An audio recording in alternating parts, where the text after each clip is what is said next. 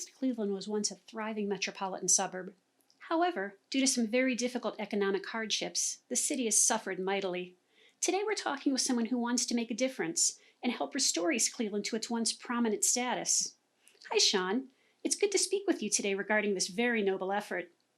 Please tell us, who is Sean Ward and why is East Cleveland so important to you? Well, there's nothing really special about me, right? I'm just a guy who grew up in the neighborhood, and I just have a love for the city.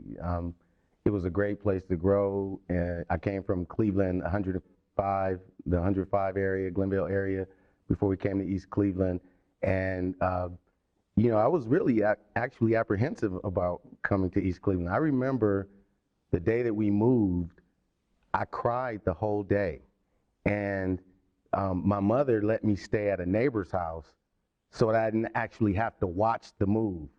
And then they didn't come and get me until the last load.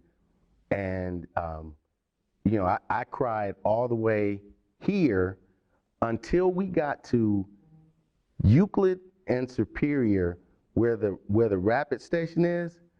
When we came under that bridge, it was like the sun shone brighter than it had ever shone before. And in fact, it rained that whole day up until the move. And when we came to East Cleveland, it was like the sun came out. And that was a sign to me. I was 8 years old, 7 or 8 years old at the time. But from that day to this, man, East Cleveland's been home. What was it like growing up in East Cleveland?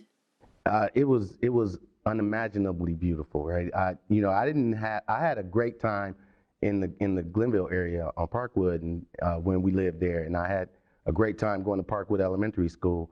But when I came to East Cleveland and I came to Prospect Elementary School, it was like nothing I'd ever seen. The kids, they knew each other, they were friends. There was this camaraderie because they had all grown up together, and I was the outsider at the time, right? And so in my first day here, actually, we got sent home, my brother and I, because our paperwork wasn't right? So they sent us home. We had to walk all the way home. Then my mother called up to the school. We had to walk all the way back.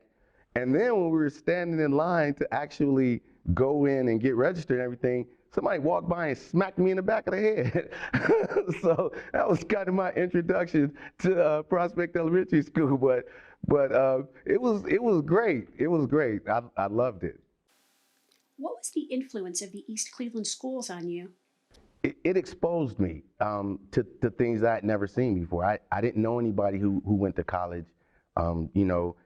My oldest brother at the time was just getting to high school age when we came to East Cleveland, so I didn't know anything about what the future held, right? I only knew that you were supposed to go to school because that's what you were supposed to do when you were 8 years old, 7 years old. But when I got to East Cleveland, there were all these programs that they had and all these trips that we went on and all these different people who would come. And in fact, it's interesting because I came to East Cleveland at the end of my second grade year, the beginning of my third grade year. But had I stayed in Cleveland, they were going to skip me to the fourth grade. So I was going to go from the second grade to the fourth grade because I actually, believe it or not, I tutored a second grade math class in a kindergarten. They would actually come and get me out of art to do board work examples for the second grade class. So I was going to get skipped, but East Cleveland didn't skip when we got here. And my mother was against skipping grades anyway. So I came here and settled into the third grade class that would eventually become the Shaw High class of '83. And it couldn't have worked out any better for me. Why do you have such loyalty to the city and a desire to change it? Because the city had loyalty to me. They embraced me. They loved me and I loved them back, right? I played football. I was a good student. Teachers knew me. I used to have dinner over the superintendent's house. Somebody told me, in fact, just 2 years ago that he was at our old superintendent, Dr. Rondell Edwards' house, because he had a layover in Virginia or something like that. And he said that Dr. Edwards came to pick him up from the airport to just let him hang out at his house till his next flight. And he said that Dr. Edwards still had a picture of me in his home all these years later, right? So I mean, that's love. And so being in East Cleveland, I was exposed to the options that were going to be available to me as I got older.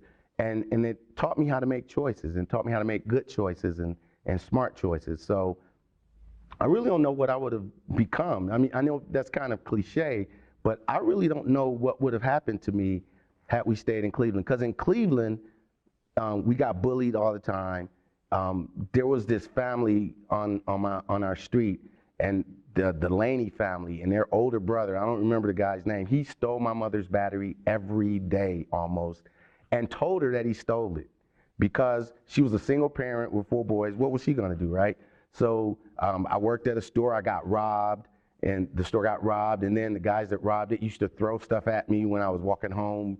It was just not a good place to be. And as I got older and you start paying more attention to that stuff, you know, you wonder what's going to happen. And so I don't know what would have happened had we not come to East Cleveland. It was the best thing for me.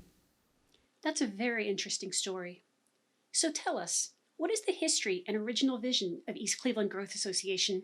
Well, ECGA originated as something other than what it is, right? Initially, I wanted to help the city and help the people in the city. So our original vision was to do this kind of filler, this community filler service.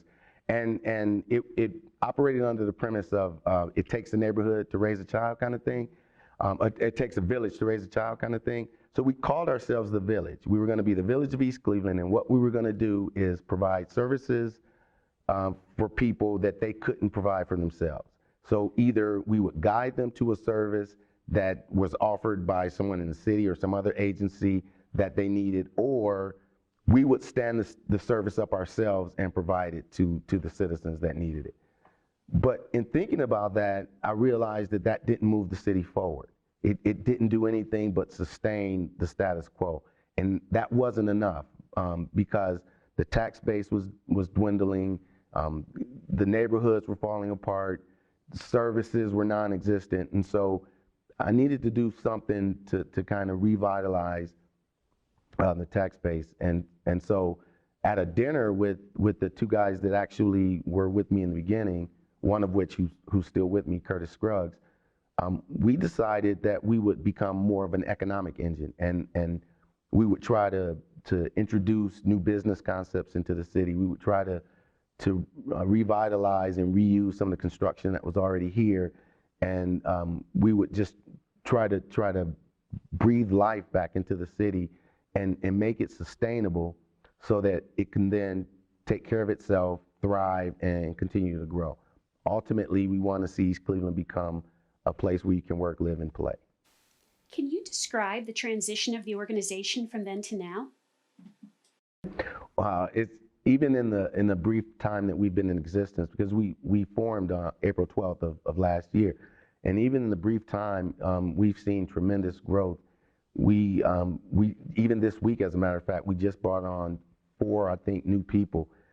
We're starting to find our way. We've got we know now what kind of people we need to do the things that we need to do. Initially, it was just a call to anybody who wanted to be involved, and that call is still out there, right? Anybody who wants to be a part of it can come and be a part of it. But we have some very definite ideals and some very definite plans, and those plans require some specialized skill sets. And so we've been lucky enough to bring in some people who have those skill sets, and so now just the credibility of the organization is starting to increase. There's an internet newspaper that did an article on us, a paper called Freshwater Cleveland, and they did an article on us, and since that article, we've just blown up. You know, people are really taking an interest in us, and they're really curious about what we're trying to do. What is your vision for ECGA, and how do you plan to get there? ECGA, you know, as I said, we want to be an economic engine. We're not in it for the money. We don't want to own anything. You know, we don't want to get anything out of the city. We want to bring everything into the city. So our vision is to ultimately build structures or renovate structures that people can then introduce these business concepts in. So we see ourselves partnering with people who have a strong business concept, a good plan, maybe some strong backing, some good financials in place. And what the Growth Association will do is partner with those groups, find the location for them to operate, renovate that location, get it up to standard, get it looking the way they want it to look, move them in, and then let them operate. We figure the least amount of things that the business has to worry about, the quicker they can get up and get running. So we intend to take care of all the ancillary things like, we'll take care of the utilities, we'll take care of your internet services, we'll take care of your phones. As much as we can provide shared services like secretarial services, conferencing services, and things like that, we'll do those as well, right? So people can just come in and get to work. I think another important component of what we're going to be doing is security. People need to feel safe when they come to work. They need to feel safe when they're going home, and they need to see that people are there to protect them, right? So we intend to have a security component, both physical and electronic, in anything that we're involved in, so that people are comfortable coming to work. Who is ECGA, the team?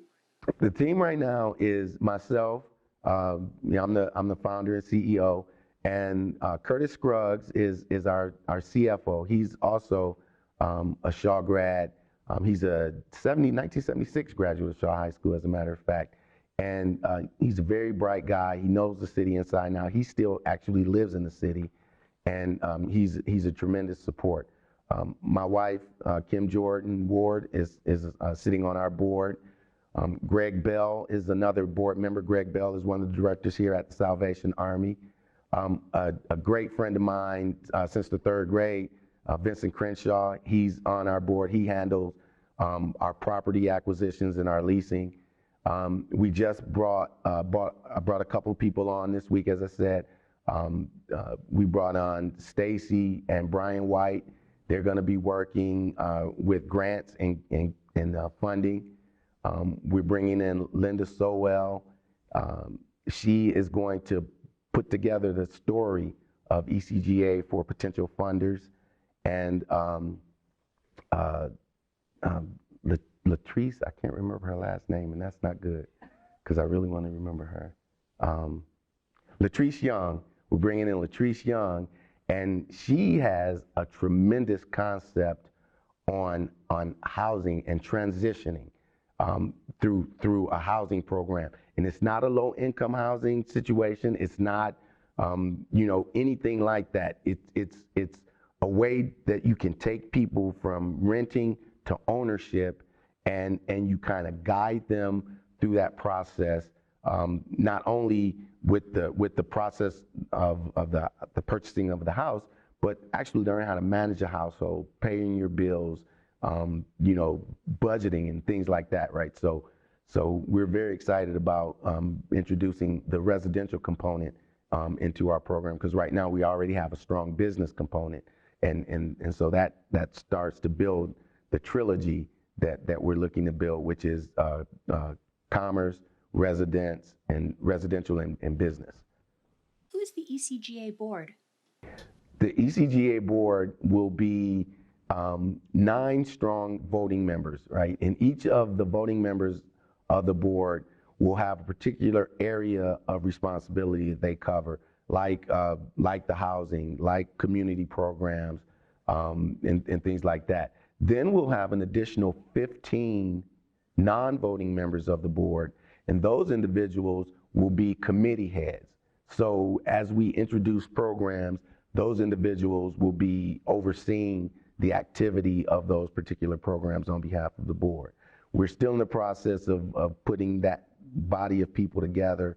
We'll actually be issuing board applications later this month for people who are interested. We've invited a few people already to join the board. And then another thing about our board is the Small Business Association, because we're attempting to be what's called a community development company, which is a SBA program which will allow us to provide funds to businesses wanting to come to East Cleveland. We'll be able to loan up to $5 million to companies who want to come in and do business in East Cleveland. And SBA requires some specific parameters around our board people. For instance, 2 people on the board have to be from the commercial lending field, and they have to be voting members of the board. So some of our board structure will be imposed on us, so to speak, because of the guidelines that are set forth, and others will be because the people have a particular skill set or knowledge base that we find attractive to the organization. What is ECGA working on? Currently, ECGA has a number of initiatives. Our first and major initiative is the AM Ward Business Co-op, which is named after my mom, who passed away last year. And what that's going to be is a business co-op. We have a 2-story building, which is the current Angela Mia's building. Angela Mia is not going anywhere, so people don't worry. But we're going to take over the 2nd floor, which used to be the Cuyahoga County Juvenile Courthouse. And there are 18 offices up there. We figure we'll make about 15 of them usable. And we'll rent office space to small professional service businesses. We're looking to bring in, hopefully, technology firms, maybe some medical labs, testing centers, real estate people, anything that doesn't require a lot of traffic, people, customers moving in and out, and just require office space, then this is going to be the place for them. And as I said earlier, all they're going to have to do is come in and work. We're going to furnish the place. We're going to have shared services for printing, for conferencing, for phones. We'll have security systems. We'll have internet services for them. And then on the 2nd floor, there are actually 2 storefronts. One storefront will be converted to additional office space. We don't know yet whether that'll be occupied by one business or multiple. But the 2nd space, which used to be the Steel Valley Credit Union, which is already set up as a bank, will end up being the eventual home of ECGA Lending, which will be our financial services company, and we'll open up in that space. The other projects that we have going on is that we're looking to take over a space to bring a grocery store in East Cleveland. We're working with a group called the Little Africa Food Collaborative, and what we're going to do, ECGA, is we're going to find the location, gut it, renovate it, turn it into a grocery store in the image that Little Africa wants, and then Little Africa will move in and begin to operate their grocery store. And then our final facility, our final project is we're looking at bringing in a grocery store, a bakery to East Cleveland.